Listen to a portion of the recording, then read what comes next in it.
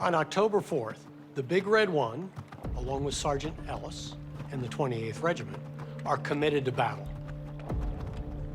It's the most experienced division in the United States Army because they've been at this longer than anyone else. And it's the best unit to go into the attack. But Mother Nature has made this a natural fortress. So the doughboys are not only fighting a determined foe, but they're also fighting a determined foe who has used the terrain to their best advantage.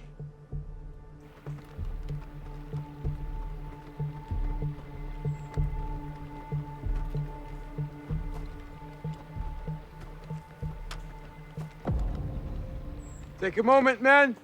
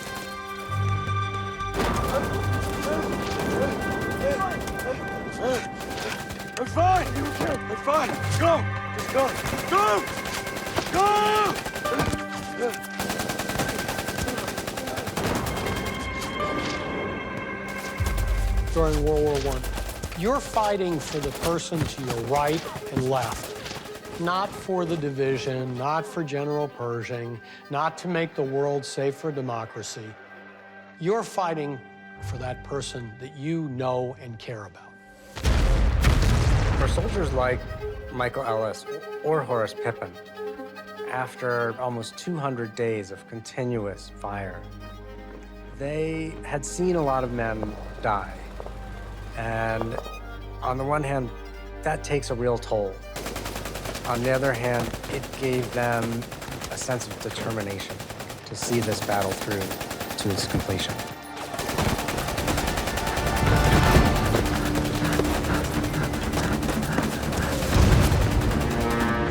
And so Ellis was basically improvising.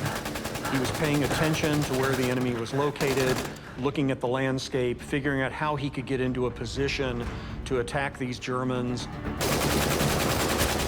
As American soldiers develop experience on the battlefield, they learn you can't just run up a hill directly at a machine gun. You have to run around it.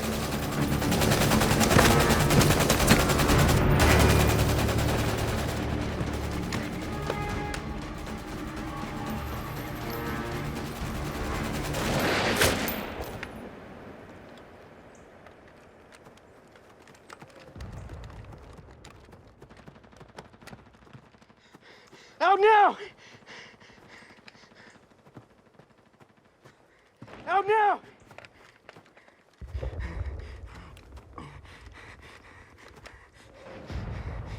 Out now! Where's your officer?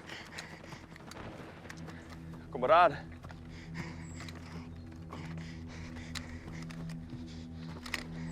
Comrade. Your friends? Where are they?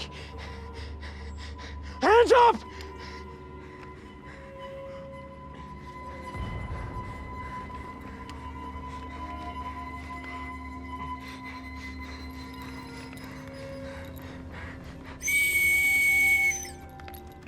Komm raus! Wir geben uns den Amerikanern!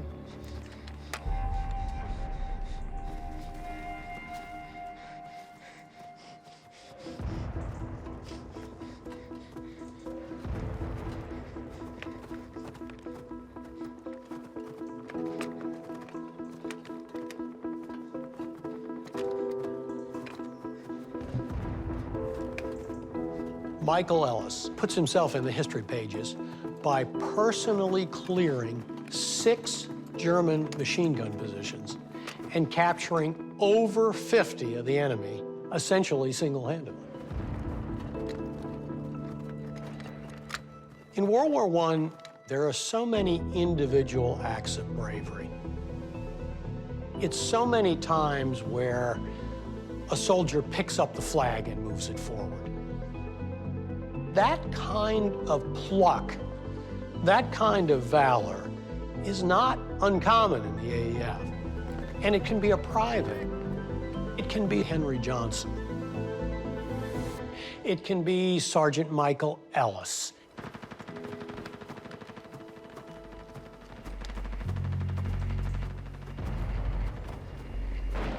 When you hear a story like Michael Ellis, that he's able to neutralize multiple machine gun positions, it seems impossible in our mind's eye as we think about that.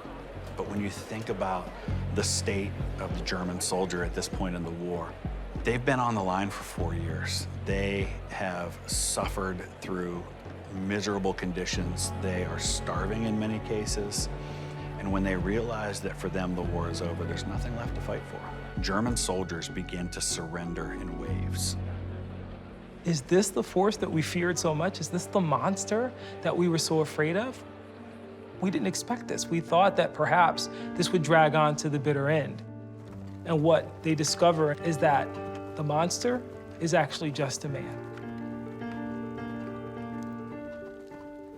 Take them back to our reserves.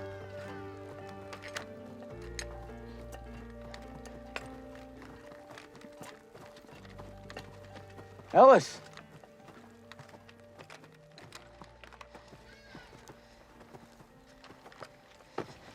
Good job. November 8, 1918, the Germans officially requested armistice negotiations. And the story goes that Foch said, if you wish an armistice, here are the terms by which you can get them, but there will be no negotiation. The Germans are going to have to hand over all of their weapons, all of their navy. They're going to have to pull out of the western part of their own country. They're going to have to surrender all of the gains that they've made. It is a surrender in all but name. Terms of the armistice are severe for Germany, and Germany has 3 days to think about it. It's not giving the Germans much wiggle room at all. As Ferdinand Foch and the politicians are trying to figure out what terms would be acceptable, the soldiers keep fighting. Their job is to make sure that the Germans do not get a minute's rest. So the fighting goes up right until the 11th day of the 11th month, November 11th, 1918.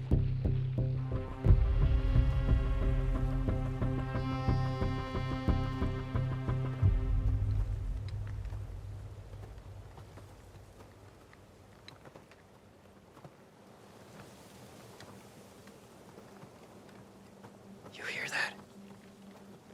No, nothing. Exactly.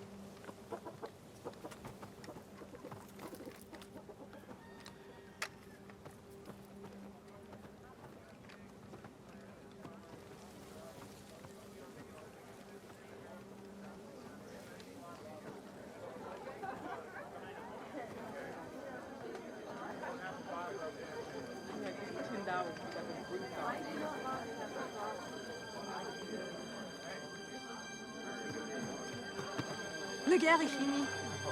We have won the war. I heard there was a rumor. Is it true? It is over. Vive la France. Vive les Américains.